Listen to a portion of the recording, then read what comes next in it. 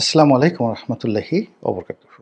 সম্মানিত দর্শক, গত ১৫ মাস ধরে এই সরকার যে সকল বিষয়ে সবচেয়ে বেশি পারঙ্গমতা দেখিয়েছেন, সময় দিয়েছেন এবং তাদের মনে হয়েছে যে সকল কর্মকাণ্ড করলে সরকারকে সবাই খুব সমর্থন করবে, হয়তো দেশের অনেক কল্যাণ হবে। তার সঙ্গে সঙ্গে রাজনীতির গুণগত মান বজায় থাকবে বা পুনরুদ্ধার হবে।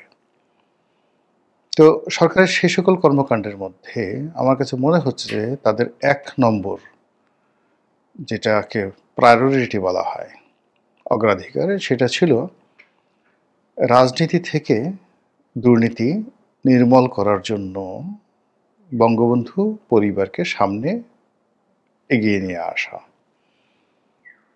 একটি পরিবার বাংলাদেশকে যেভাবে হোক না কেন ১৫ বছর তারা শাসন করেছে। এই ১৫ বছরে তাদের যে দুর্নীতি, এই দুর্নীতি ছিল দুর্নিবার। একথা সরকারের প্রমাণ করার জন্য তারা চেষ্টা করেছে। এটা আমার বক্তব্য নয়। তাদের যে চেষ্টা সেটা হলো তারা বঙ্গবন্ধু পরিবার যে দুর্নীতি করেছে এটা ছিল দুর্নিবার। এই দুর্নীতি ছিল ঘূর্ণিপাকের মতো মারাত্মক ক্ষতিকর। তারা এমন কোনো কর্ম নেই দুর্নীতির জন্য করেনি।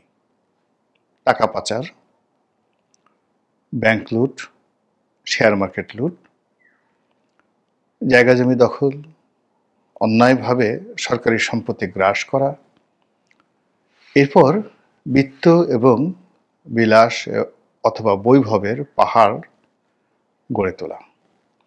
সোনা দানা, হীরা মণি মুক্তা জহরত থেকে শুরু করে আরও যা কিছু আছে, তারা এই জিনিসগুলো, অর্থাৎ শেখ পরিবার এই জিনিসগুলো তারা করে সম্পদের যে পাহাড় গড়ে তুলেছিল, সেই পাহাড়কে চূর্ণ বিচূর্ণ করে দেওয়ার জন্য সরকারের জেহাদ ছিল রীতিমতো টপ প্রায়োরিটি। এখন সেই প্রমাণগুলো মোটামুটি সরকার যথাসাধ্য তারা করে ফেলেছে। তারা গত ১৫ মাসে খুঁজে খুঁজে দেখেছে যে বাংলাদেশ থেকে প্রায় ১৬ লক্ষ কোটি টাকা পাচার হয়েছে। এই ১৬ লক্ষ কোটি টাকা যে পাচার হয়েছে তার একটা বিরাট অংশই শেখ পরিবারের কবজায়। তারা যথেষ্ট বিশ্বাস স্থাপন করেছে যে শেখ পরিবার বাংলাদেশ থেকে টাকা আমেরিকাতে, ভারতে, দুবাইতে, ইংল্যান্ডে যে পাচার করেছে, তো যেহেতু সরকারের কর্তা ব্যক্তি তারা ধর্মপুত্র যুধিষ্ঠিরের মতো সৎ কিংবা সতী, তারা বিশ্বাস করেছে যে পৃথিবীর যে সকল পশ্চিমা দেশ রয়েছে তারা ফেরেশতা। তো কাজে এই ফেরেশতা সরকারগুলো যখন বর্তমান বাংলাদেশ সরকারের কর্তা ব্যক্তি যারা সবাই সততায় ধর্মপুত্র যুধিষ্ঠিরের মতো, তারা যে আহ্বান জানাবেন সেই আহ্বান তারা সাড়া দিবেন। তো এই অর্থে বিদেশ থেকে টাকা ফেরত আনার ব্যাপারে তারা ছিল শতভাগ নিশ্চিত। সরকার বলবে আর অমনি ইংল্যান্ড সরকার সেই দেশে বসবাসরত আওয়ামী পরিবারের, শেখ পরিবারের যত লোকজন রয়েছে তাদেরকে সেই দেশ থেকে বের করে দিবে, তাদের সহায় সম্পত্তি ফ্রিজ করে দিবে এবং সেগুলো সসম্মানে সরকারের হাতে হস্তান্তর করবে এবং সরকার সেগুলো প্রদর্শন করবে যে এটা আমাদের একটা গ্র্যান্ড ভিক্টোরি। এখন এই যে সরকারের যে অভিলাষ, সরকারের যে খায়েশ, সেই খায়েশগুলো এই সময়টিতে এসে সরকারের জন্য কতটা সুফল, জনগণের জন্য কতটা কুফল বা সুফল, এটি নিয়ে আমি আর বিস্তারিত বলতে চাই না। কিন্তু বাস্তবতা হলো যে সরকারের যে আন্তর্জাতিক অঙ্গন, এটি ক্রমশ একের পর এক বন্ধ হয়ে যাচ্ছে। সমস্ত সম্ভাবনাগুলো, মান সম্মান, ইজ্জত, আব্রু, এই বিষয়গুলো কূটনৈতিক অঙ্গনে যেভাবে সংরক্ষণ করা হয় এবং এই বাংলাদেশ নামক দেশটি সেই ১৯৯১ থেকে এখন পর্যন্ত যে একটা ধারাবাহিক অবস্থায় রেখেছে উন্নয়নের, সিন্স 1991 থেকে একেবারে ২০২৪ সনের আগস্ট এর একেবারে 5 তারিখ পর্যন্ত যে একটা ইতিহাস ছিল, সেখানে দেশের উন্নয়ন, বিদেশিদের অর্থ পরিশোধ মানে বৈদেশিক ঋণ পরিশোধ, এরপর সুশাসন, রাজনীতি, প্রায় সব কর্মের এবং কুকর্মের একটা ধারাবাহিকতা ছিল। কিন্তু গত 15 মাসে এই জিনিসগুলো একেবারে মুখ থুবড়ে পড়ে গেছে। এই বিষয়গুলো নিয়ে ইন ডিটেলস না বলে আজকে শিরোনাম নিয়ে যেটা বলি, সেটি হলো শেখ পরিবার খুব খারাপ, তারা খুব বাজে, তাদের মধ্যে দেশপ্রেম নেই, এদেশের রাজনীতিতে তাদের কোনো সুকর্ম নেই, শুধুই মাত্র কুকর্ম। 71 বঙ্গবন্ধু খুব খারাপ কাজ করেছেন। তিনি মূলত দেশপ্রেমিক ছিলেন না, দেশপ্রেমিক ছিলেন রাজাকার আলবদর আশামস। তিনি যুদ্ধ করেননি, যুদ্ধ করেছেন রাজাকার আলবদর আশামস। এই ন্যারেটিভগুলো চমৎকারভাবে এই সময়টিতে যারা বলে বেড়াচ্ছেন না রাষ্ট্র তাদেরকে মদদ দিচ্ছে, এটা হলো বাস্তবতা। তো এই যে ন্যারেটিভ, সেই ন্যারেটিভের মধ্যে শেখ পরিবারের যে দুর্নীতি, অনিয়ম, স্বেচ্ছাচার, অবিচার, এমনভাবে এটাকে মেট্রোলাইজ করার চেষ্টা করা হয়েছে যাতে করে এই পরিবারের কোনো লোকজন রাজনীতিতে আগামীতে ফিরে না আসতে পারে। এদের রাজনীতি, অর্থনীতি, এমনকি এদের যে অস্তিত্ব, সেই অস্তিত্ব যেন কবর চাপা পড়ে যায়। এদের প্রতি মানুষের ঘৃণা এমনভাবে জাগানোর চেষ্টা করা হয়েছে বা স্বপ্ন দেখা হচ্ছে যেন বাংলার মাটিতে অনেক আজে বাজে প্রাণী রয়েছেন, তাদের নাম মানুষ হয়তো উচ্চারণ করবে, কিন্তু সেই শেখ পরিবারের নাম কেউ উচ্চারণ করবে না। কিন্তু মাত্র 15 বছরের ব্যবধানে নয়, 15 মাসের ব্যবধানে এই সরকারের সকল চেষ্টা কিভাবে মুখ থুবড়ে পড়েছে, অথবা কিভাবে এটা আগ্নেয়গিরির মতো সারা বাংলাদেশে গ্রাস করেছে। এটি আপনারা বুঝতে পারছেন যে এখন যদি ভোট হয় আর ইনক্লুসিভ নির্বাচন, যেটা পশ্চিমারা বলছে, সেটি হয়, আর যে দলটিকে বা যে পরিবারটিকে রাজনীতির বাইরে রাখার চেষ্টা করা হয়েছে মাত্র 15 বছরের নয়, 15 মাসের ব্যবধানে, অর্থাৎ এই দলটি 15 বছর যে কাজ করেছে তার সেই সকল কাজের ভুল ত্রুটিকে কবর চাপা দিয়ে 15 মাসে কি একটা অবস্থা তৈরি হয়েছে, এটা বলতে বেসিক্যালি আমার শরম লাগে, লজ্জা লাগে। কাজেই লজ্জা ইদানিংকালে পুরুষের ভূষণ হয়ে গেছে, আর নারীর ভূষণ নেই। বাংলার শক্তিমান দাপটওয়ালা পুরুষেরা সব পালাচ্ছে, মুখ বন্ধ রেখেছে, কান বন্ধ রেখেছে, চোখ বন্ধ রেখেছে, বিবেক বন্ধ রেখেছে। তো এই সেই পুরুষের যে স্বাভাবিক গতি প্রকৃতি, আমি যতক্ষণ পর্যন্ত নিজেকে পুরুষ মনে করছি ততক্ষণ পর্যন্ত মোটামুটি নিজেকে লজ্জাবতী নারীর পর্যায়ে নিয়ে যাওয়াটাই উত্তম কর্ম। এনিওয়ে, সেটা হলো যে শেখ পরিবারকে, আওয়ামী লীগকে অপদস্থ, অসম্মান, বেইজ্জতি করার সকল আয়োজন সম্পন্ন হয়েছে।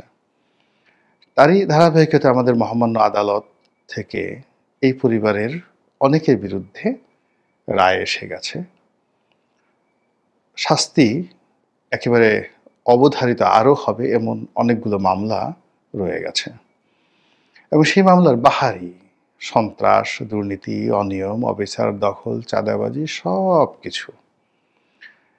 এবং শেখ পরিবারের একজন সদস্য টিউলিপ সিদ্দিকী, তিনি ইংল্যান্ডে আছেন এবং সেখানে থেকে তিনি ইংরেজিতে কথা বলেন, একেবারে ব্রিটিশ অ্যাকসেন্ট, এবং তার জন্ম ইংল্যান্ডে হয়েছে। এটা শেখ পরিবার বিরোধী যারা লোকজন রয়েছে তাদের জন্য খুবই অবমাননাকর। দ্বিতীয়ত, তিনি আবার এখানে 4-5 বার নাকি সংসদ সদস্য হয়ে গেছেন, বিনা ভোটে নয়, কিংবা অটো ভোটে নয়, রাতের ভোটে নয়, 15 ফেব্রুয়ারি নির্বাচনে নয়, একেবারে সাদা চামড়ার ব্রিটিশ জনগণের ভোটে হয়েছেন। এবং আরও অবাক ব্যাপার হলো যে আমাদের ঢাকা শহরে যেমন গুলশান বনানী রয়েছে, অভিজাত এলাকা বা ধানমন্ডি, এরকম ইংল্যান্ডের সবচেয়ে অভিজাত যে এলাকাটি রয়েছে সেই এলাকা থেকে তিনি সংসদ সদস্য নির্বাচিত হয়েছেন, তাও আবার ক্ষমতাসীন দলের, এখন ব্রিটেনের ক্ষমতাসীন দলের। তারপর তিনি একটা বেশ বড়সড় মন্ত্রীও হয়ে গেলেন। এই যে শেখ পরিবারের যে একটা আন্তর্জাতিক আলো, সেই আলোটাকে নিভিয়ে দেওয়ার জন্য আমরা এই বাংলার যারা বীর, মহাবীর, হামবীর, আমরা যে হুঙ্কার ছেড়েছি, সেই হুঙ্কারে কিছুটা হলো কাজ হয়েছে। টিউলিপ সিদ্দিকীর মন্ত্রিত্ব চলে গেছে। তারপর এখন তিনি বাংলাদেশের আদালতে সাজাপ্রাপ্ত আসামি। তো ব্রিটেনের যদি কোনো রকম লাজ থাকে, লজ্জা থাকে, অপমান বোধ থাকে যে তাদের একজন সংসদ সদস্যর বিরুদ্ধে বাংলাদেশের একটা আদালত দুর্নীতির অভিযোগ এনেছে, তাদের উচিত ইমিডিয়েটলি টিউলিপ সিদ্দিকীকে গ্রেপ্তার করে বাংলাদেশ সরকারের নিকট হস্তান্তর করা। কিন্তু যেটা বললাম যে ব্রিটিশ জাতির এই আত্মমর্যাদা বোধ থাকা উচিত, কিন্তু সময় পাল্টে গেছে। ব্রিটিশদের সেই আভিজাত্য আর এখন নেই, তাদের সেই রাজত্ব নেই। একসময় সারা পৃথিবী তারা শাসন করতে, বলা হতো যে ব্রিটিশ সাম্রাজ্যের সূর্য অস্তমিত হয় না। তো কাজেই এই বাংলাদেশে এত বড় একটা বিচার হলো এবং টিউলিপ সিদ্দিকীর, যাকে বলা হয়, এত বড় একটি শাস্তি হলো, এটি নিয়ে এখনো পর্যন্ত ব্রিটিশ সরকারের কোনো মাথা ব্যথা নেই। অধিকন্তু টিউলিপ সিদ্দিকী নিজে এবং তার পক্ষে তার সরকারের যত কর্তা ব্যক্তি আছে, including the prime minister of United kingdom, তিনি যে ভাষায় কথা বলছেন এটা আসলে বাঙালি কালচারে পড়ে না। বাঙালি সবসময় কান কথা বিশ্বাস করবে, কান নিয়ে গেছে চিলে, দৌড় দিবে চিলের পেছনে ইত্যাদি। তো সেই দিক থেকে বাংলাদেশে কি হলো বা না হলো, মানে সেই দিকে না তাকিয়ে তারা যে সকল কথাবার্তা বলছে এটা খুবই আপত্তিকর। তাদের হৃদয়ে কোনো মায়া দেওয়া নেই। একসময় ব্রিটিশ সিংহাসন চলতো বাংলার টাকায়, এবং তাদের কৃতজ্ঞ থাকা উচিত যে বাংলা, বিহার, উড়িষ্যার প্রথম তারা দখল করতে পেরেছিল এই বাঙালি মির্জাফরদের বদান্যতায়। তো কাজেই এই বাঙালির প্রতি তাদের কৃতজ্ঞ থাকা উচিত ছিল, এই দেশের সরকার ব্যবস্থার প্রতি তাদের একটা আনুগত্য থাকা উচিত ছিল। সেটা না রেখে তারা এখন টিউলিপ সিদ্দিকীর পক্ষ অবলম্বন করছে। একইভাবে টিউলিপ সিদ্দিকীর যে মা রেহানা সিদ্দিকী, বঙ্গবন্ধুর দ্বিতীয় কন্যা, তিনি এখন কোথায় আছেন? তিনিও তো ব্রিটিশ সিটিজেন। তো এখন আমরা তারেক জিয়াকে নিয়ে এত আলোচনা করছি, কিন্তু বেগম জিয়াকে নিয়ে এত আলোচনা করছি, কিন্তু শেখ রেহানাকে নিয়ে তো বেশি আলোচনা করা উচিত। এর কারণ হলো যারা বর্তমান সরকারে আছেন তারা মনে করেন যে শেখ হাসিনা যেভাবে দুর্নীতি করেছেন, টিউলিপ সিদ্দিকী এবং শেখ রেহানা একই দুর্নীতি করেছেন এবং সমান তালে, কেউ কেউ হয়তো আরও বেশি মনে করেন।